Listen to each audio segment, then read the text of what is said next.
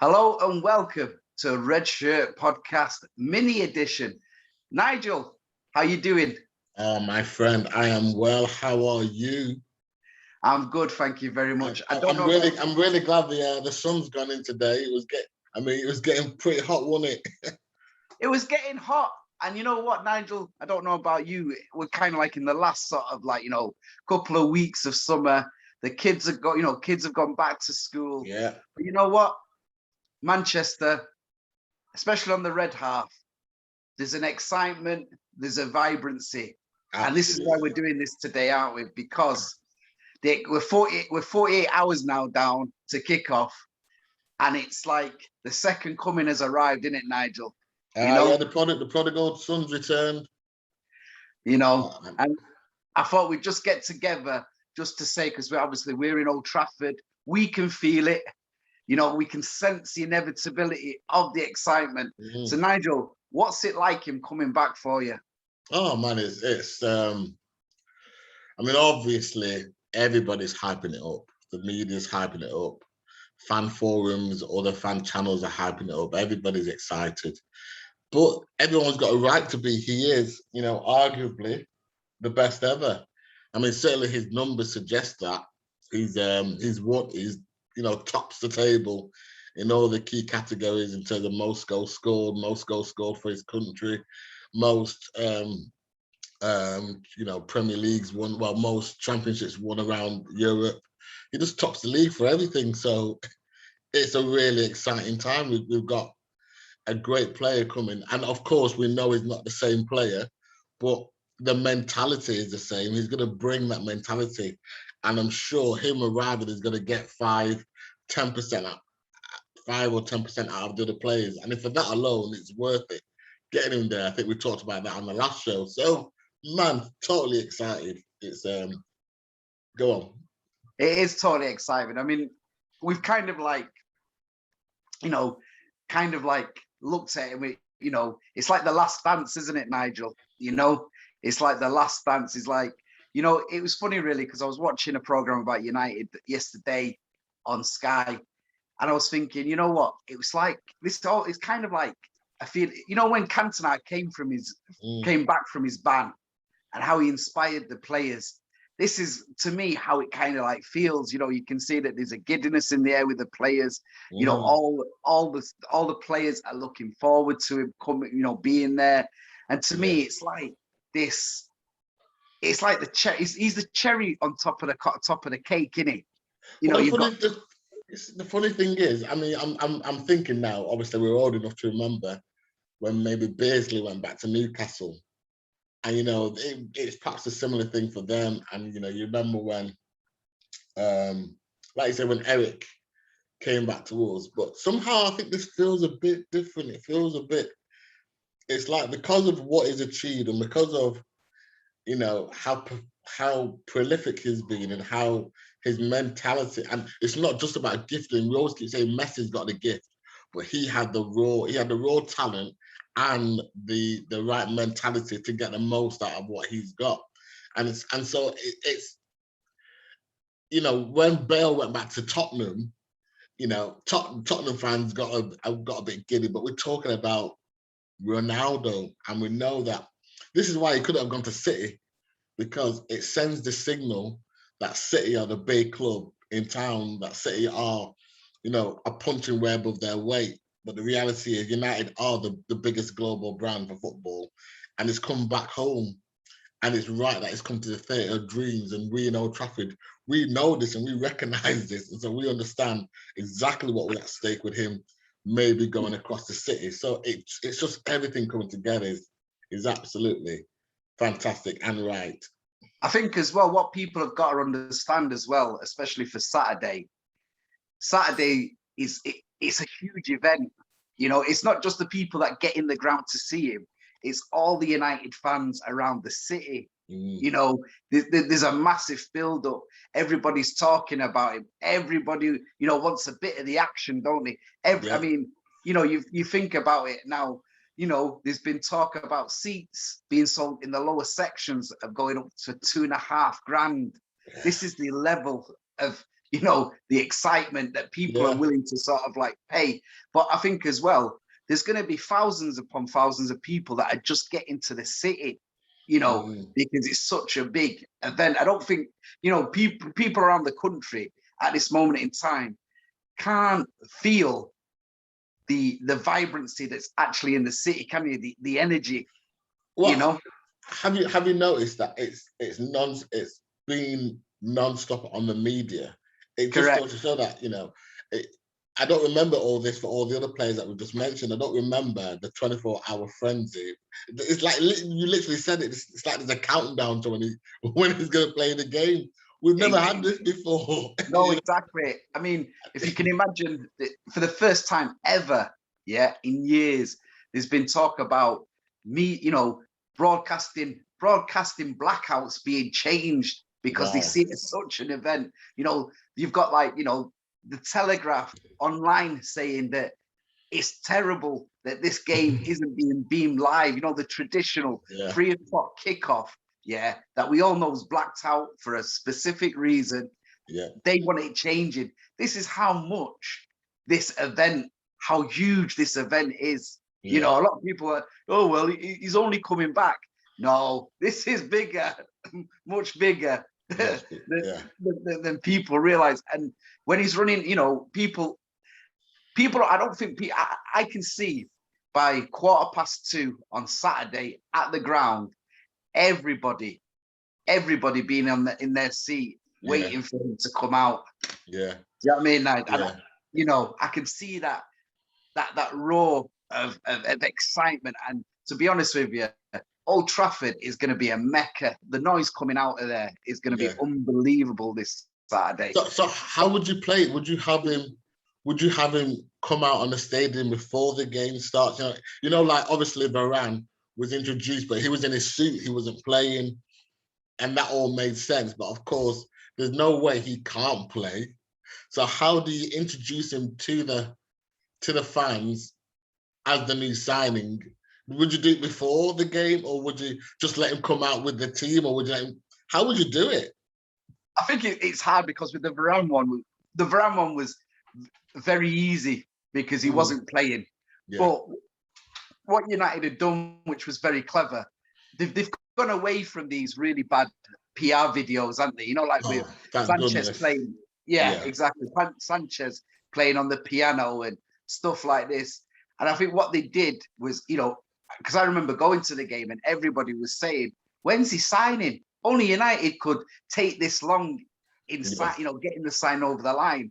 The thing was that they specifically waited until the game, and that gave the atmosphere, you know, bringing him out in front of the fans and announcing this, the actual signing Yeah.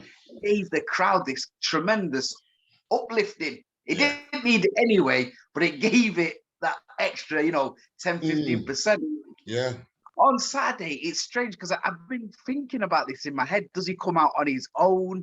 You know, does he come out in his tracksuit, you know, in his Yeah. training gear?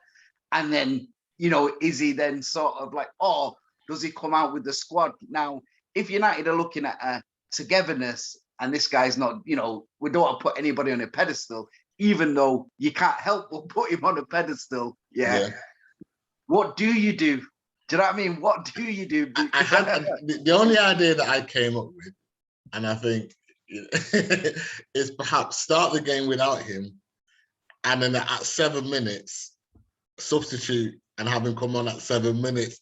I think that's the only way you don't wait. It's gonna be a distraction anyway. But to have him go out first before the rest of the team, it's like, well, I think Lee said it in the last pod. You know, we are a team, we're a club, aren't we? Yeah. You can't have one player just going out before the rest of the team. Maybe it's not right. But maybe if he comes on after 7 minutes, that's perhaps the only thing I thought of, perhaps. But whoever has to come off is gonna hate it. I don't know. Well, the other thing, the other thing that I was thinking of, I'm wondering if, you know, like the club do for like special occasions where they put, you know, placards in where everybody puts them up. Yeah. You know what I mean? For him, like welcome home, you know, Ronaldo or number 7. And the thing is this is how big it is that we're even when have you actually thought about a player being unveiled? I know. When do you ever, you know, you just want the signing done. But this is how big it is. This is how huge it really is. And the thing is, I mean, it was like I was talking to my uncle said to me the other day, you know, we were talking about the signing, how big it was, and he was saying people should have realized, you know, once he got the go ahead last year to build a hotel on Newton Street in Manchester, that he was coming home. Yeah. You know, people there were little signs on it that, you know, and I know that the CR7s, you know, hotels around the world and that. Yeah. But Manchester was significant, wasn't it? And I think the thing is about this move, when you speak, you know, when you speak to people about the move, you know, about when he was at Madrid and why he was while he was at Juventus. Do you know what the most significant thing is, Nigel? Go on. That at these two clubs he may have found success, yeah, like winning, you know, La Decima, winning the, you know, the Champions League. Yeah. But there was one key thing that he never felt at this club that he's always felt at United, and that's love. You know, that's what it boiled down to. He never felt loved at Juventus, and okay, he was big at Real Madrid, but he never felt the love that he felt at Old Trafford. Yeah. Do you know what I mean?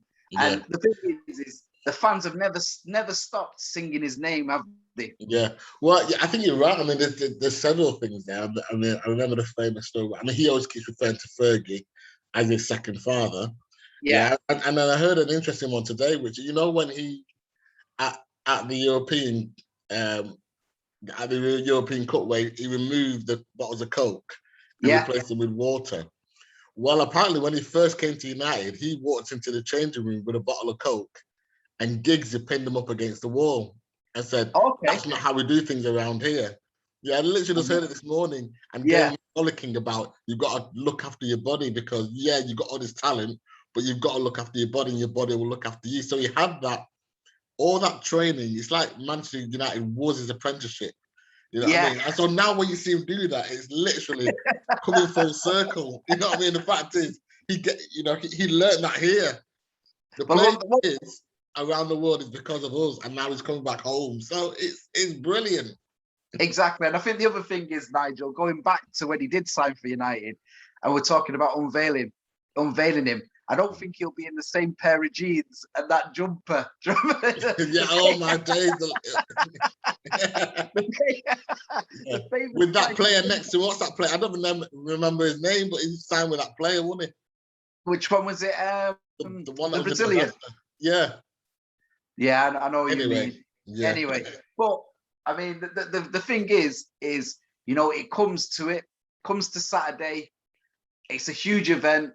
And, you know, everybody, I'm going to say this now, everybody get there early. The reason why, there's a test game at Old Trafford. There's a test match, England versus India. There's going to be nowhere to park. There's going to be nowhere to park. There's going to be nowhere to park. There's going to be 100,000 people within 100 yards of each other. Right. Yeah. And don't try and park where I live. I don't live too far from Old Trafford. I don't want nobody parking in my space. Unless you're paying 20 quid. Nigel, let you park there. It's exclusive parking. 20 quid. I tell you what is interesting though, just changing the subject slightly.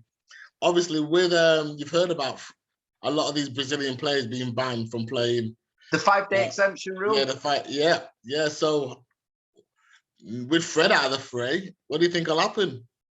Well, it's quite interesting, Nigel, and I'm glad that you brought this point because it's a conundrum that everybody's going to be thinking about. Who plays centre midfield? Do we go with two? Will that give us, because we've got to look at, you know, balancing, because everybody now is trying to work out the formation and the 11. We know the back four, that's not going to change, unless people have picked up knocks on international week. Donny, everybody knows, he's come out with an interview. His agents come out basically saying, look, you know, that there was bids that came in on transfer deadline day, and United had turned to him and said no. So that if they've turned down, obviously, the bids, that means that there's plans for him to play. Now, on Saturday, to me, it's kind of obvious. You've got to go for, you know, because McTominay is doubtful, you know, after obviously a groin injury. Yeah. To me, you've got to pick either, it's got to be Matic and maybe Donny in the middle. Yeah. Or, and this is the other thing that we've all been discussing about, does he bring in Lindelof? Because he has played there for Benfica as a CDM. Yeah. Now, the thing is if Donny doesn't start on Saturday, then you've really got to wonder about his future, haven't you, Nigel? Well, exactly. I think just like what you said there, I think it's Nigel, just before you go on there, yeah, with the 5-day exemption, that means Fred can't play on Tuesday night either. Yeah, he misses both games, doesn't he? Misses both games, yeah. So there is a real conundrum. Yeah, so this is where I think it's just bordering on cruel not to play Van der Beek, because he had the opportunity to go, and Solskjaer stopped him and said, no, you're in my plans, you're in my plans. So Fred's out of the picture, nothing that can be done about that. So Fred gets his rest. It's like whatever I say seems to happen. So Fred gets his 2-game rest. It's wonderful the way it works. And now, so yeah, he can play Matic, and I really like the idea of Lindelof, because I think, like you said, he's done it before, and I think he can definitely pass the ball, as we saw for Bruno's goal in the first game. And he's also very defensive-minded anyway, obviously, because he's a defender. So he could be the solution that we never knew we had. But that said, it's just bordering on cruel to not let this guy go and then say no, but still not play him. I mean, go on. Sorry, mate. The other thing is the club have announced that their number one target for a CDM is Declan Rice. Yeah. They've come out it's obviously come out in the last few days that they did make a bid on transfer deadline day. Yeah. West Ham turned it down. I mean, it was 40 million plus Lingard. I think that was just to try and get negotiations started. Yeah. But they've turned that down. They have come out in the press now and have said that, they realized that he was unobtainable through the summer. So that's why they didn't consider anybody else. Mm-hmm. So it looks like it is a position that, that they're going at. But the thing is something like you keep on saying, Nigel, somebody could come in and nail that position as their own, can't they? Yeah, within the squad. Absolutely. And just on Rice, I mean, I like Rice. I think I've got a record of saying I like him. But I also really like Phillips as well. So yes, I don't know how it's just all become a one, it's only a one horse in this race. Mate, Phillips, he's part of that conversation for me because he's brilliant. In fact, he looks like a United player, if I'm honest. And the other things, and I don't know if it's just paper talk or whatever, but the other thing is that another good player that I think is really good, but he's not a CDM, is obviously Tielemans of Leicester. Yeah. He's a really good player. But I mean, this brings us back, though, to sort of like the formation, doesn't it? On Saturday, Saturday, big kickoff. He's got to get the balance of the team right because we're kicking off a big major part of the season. We've got to qualify. We've got to qualify for the last 16 of the Champions League. That's a must, isn't it? Yeah, absolutely. He's got Cavani there. He's got Ronaldo there. He's got Greenwood, who's on fire. You've got like Sancho. Marshall scored a goal. Exactly, Marshall scored for France. I mean, the thing is when you're looking at the squad, you'd say that the strength is more in the attack than actual in midfield, wouldn't you? I mean, to be honest with you, I think it's the strongest squad that we've had in a long time, Nigel. Very long time. A very long time. It really is. It's the strongest squad. Mm-hmm. I think all of a sudden we've got 2 or 3 different players that we can play within different, we've got cover. I mean, Dalot stayed, so obviously there's going to be right back cover for Wan-Bissaka. We've got Shaw. Telles is back from injury. Yeah. I mean, all of a sudden, you've got obviously the centre halves where there's an abundance. You've got Bali, who's come back from injury and Olympic duty. You've got Lindelof. You've got Varane. You've got Maguire. All of a sudden, you've got strength in depth, haven't you, within that squad? I was like, you dare mention Phil Jones. I love you. We've Well, got Phil Jones. No, we haven't. Nigel, it's all about positivity. It's all No about negativity positivity today. today, About my keeping friend. positive. You know what I mean? So, but he is in the squad. He is there. You know what I mean? If he gets to become a part, you know, the thing is in the next few weeks, to me, a major, because I remember in the last podcast there was talk that within the club they were all saying it's about taking us to the international break, get to the international break, Yeah, and then you know we can see, because obviously you know like how things will pan out, because they were worried again that they didn't get a proper pre-season. You know, it was kind of like rushed together, and I think coming back to Saturday, you know, now that we've got everybody, you know, together, there's this excitement, there's a buzz. The thing, it has to be 3 points, doesn't it, Nigel? has to be. Yeah, well, I mean, obviously, the last podcast, I reckon it'll be a high-scoring game. I won't go as far as what I said, but I think it's going to be a high-scoring game. It's got to be a win. Though. I think the main thing is we've got to come away with those 3 points. Otherwise, you know, what'll be the point of the whole unveiling, you know, all the positivity, and it'll all be sucked out of the stadium if we come away with anything but a victory. So we've absolutely got to win that game. I think it is important that we win. I think it's important now we put a run together. Yeah. Like we've said, you know, October, you know, that's when it starts getting tough for us. Mm-hmm. There are winnable games, and I think with the winnable games that we've got, you know, coming up now, we've got to be going into October, first or second.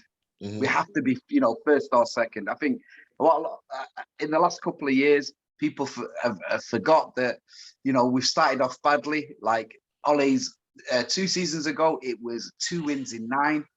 Last season, it was 2 wins in 6. Mm-hmm. We're still unbeaten. It's 2 wins and a draw.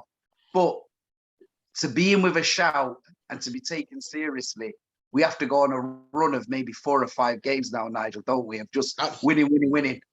You know, absolutely, and the next 4 or 5 games are winnable. So it's not like I mean, I think the first top 6 side we meet after sort of game 6 or 7. So there's certainly an opportunity now to build up some steam ahead of that. So and you know what, everybody keeps saying that, you know, Chelsea are the team that's in with it, and City are the team. You know, I don't know if you noticed, but even all the teams that are not a typical top 6 side, even they're all in transition. There's no team that's not like solidly, consistently happy in terms of, you know, they've got the squad, they've got everything that they need. Every single team, it's either a new manager that's come in, or it's new personnel, new players, and what have you. I just think of all the teams that I'm looking at in the league, we're probably the one that's at least most solid. We made a good go of it last year, of course, way off City.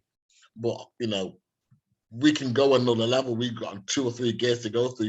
In fact, losing it last year was all about silly mistakes. It was all about lack of concentration. If we clear all that up, which Ronaldo certainly focuses the mind, man, I'm just really excited about what's happening this year. Well, I think also as well, you've got to take into account a few things, haven't you? First of all, you had Cavani that came in, but he came in October. That's you had to then quarantine. You had to quarantine. Mm-hmm. Then you had to get used to the style of Pele. So you didn't get, you know, he wasn't really in the team or around until about November. Yeah. Mm-hmm. Then he obviously got banned, obviously, for the tweet. You know what I mean? Yeah. What they've done, if you've still got those players, and that sort of like scoring prowess, but you've also gone out and got the best goal machine that Europe's got to offer, that could, you know, simply add another 20 to 30 goals easily. Yeah. And an elite defender to stop the goals at the other end. Correct, Nigel. Totally correct. Totally correct. So you look at the balance and you think to yourself, well, he's got the right winger in with Sancho. Yeah. He's got the centre half. And the cherry on the cake, the cherry on top of the cake is Ronaldo. So you feel that the games that we drop points, you know, you think about the Sheffield United at home, the West Brom away, you know, obviously Crystal Palace 0-0 away. Yeah. With that sort of goal scoring prowess that we've got now, you feel this, turning the 1 point into 2 points and Yeah. maybe sort of like, making a real good Yeah. challenge for it this year. Yeah, and I think more just as important as what you're saying there is let's say we batter Newcastle. Mhm. That just sends a message to everybody. So we're back to the days when we're winning the games in the tunnel before we Yeah. even kick the ball, we've won the game. I think that's where we need to get to. And I think if it all works to plan in my head, if we batter Newcastle, then I think that'll just build a momentum. Nobody will want to play us. Why? Exactly. And the other thing that, makes me realize that, that we're here and that, that this team means something. The amount of Sky pundits, the amount of TV pundits and radio pundits that are questioning, why would you go out and sign Ronaldo? Well, no, he's not quite the player. Varane's not quite the player. These are stellar signings, guys. If they went to any other clubs in the Premier League, you guys were saying they've won the league for us. They've won the league. The very fact that these guys now are fearing us, and you can see the fear on the face, tells me that we're going in the right places. Yeah. So, Nigel, a nice quick prediction, you know what I mean, before we say goodbye to everybody again. Oh, by the way, guys, a big shout out to a lot of you guys that have come with your comments on the page. We really Mike Davidson, Hilton Alexander. Yeah, we're loving the comments that you make. Thank you very much. Oh yeah, thank you so much. It really means a lot to us. We don't expect anyone to leave comments, so it really is like we really enjoy the fact that you guys leaving comments. So please continue to do so, and we'll definitely respond to each and every one of them. Yeah, a big shout out to all you guys that have made comments, and thank you very much. It makes the channel worth actually putting it together, doesn't it, Nigel? Yeah, absolutely. I mean, we love them. And even if you don't agree with us, guys, still post those comments. Yeah, let us know. Yeah, even if you don't agree with Vernon, just let him know. That's right. Anyway, Nigel, let's have a prediction before we wrap it up. Well, I said 8-1 in our last pod. I think I'm thinking maybe 5. I think we'll get 5. Okay. I still think it'll be a high scoring game. Yeah, I think it's funny really because I think if we score early, because you got to remember that all the players now are just coming back from international, their international duties. So some of them won't be back till tomorrow. So it'll be interesting to see which team, he plays. So I'm going to go for a 3-0. 3-0. And I think what did you go for last time? I went for 1-0. So I'm going to go for 3-0. So you're feeling even more optimistic the closer we get. Yeah, exactly. So, guys, love football. Keep safe. And Nigel? And just keep that red flag flying. See you later, guys. Thanks See you later. No problem.